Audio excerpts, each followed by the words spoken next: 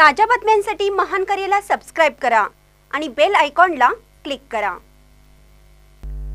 बौद्ध उपासक कपिल कांबळे यांना लवकरच दुचाकी प्रदान कार्यक्रमाचे आयोजन। निपाणीत धम्म परिषदेचेही आयोजन।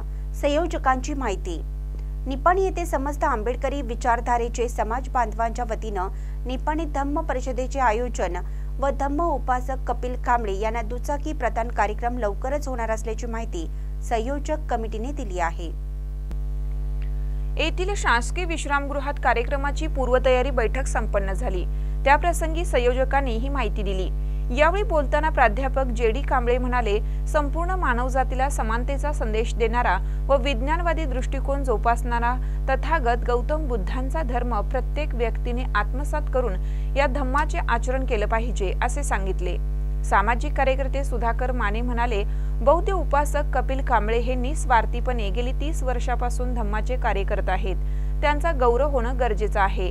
निपाणीत होणाऱ्या धम्म परिषदेवेळी भंतेजींच्या हस्ते कपिल कांबळे यांना दुचाकी भेट म्हणून देणार असल्याची माहिती दिली। यावेळी थरकार प्राध्यापक शरद कांबळे, ॲडव्होकेट राहुल वराळे, मोहन घस्ते, अजित कांबळे, राहुल शितोळे, प्राध्यापक आर.के. दिवाकर, रतन पोळ आदींनी आपली मनोगत व्यक्त केली।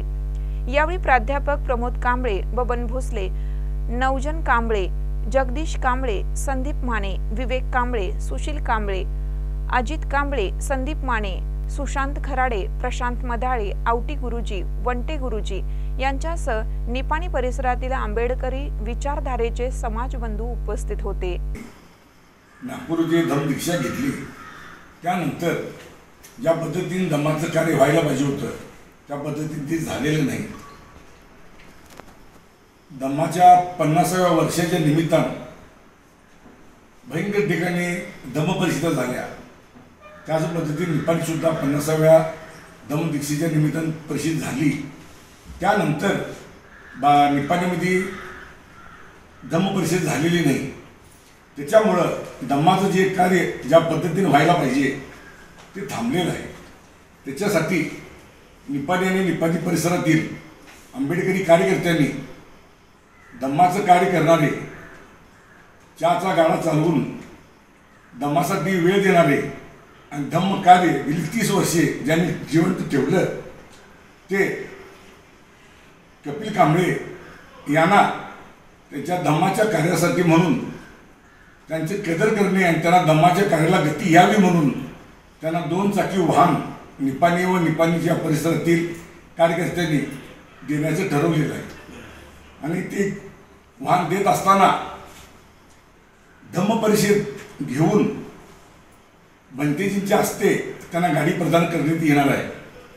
आज त्याच्यासाठी एक 15 जणांची कमिटी स्थापन झालेली आहे। परत सल्लागार समिती सुद्धा इथं स्थापन झालेली आहे।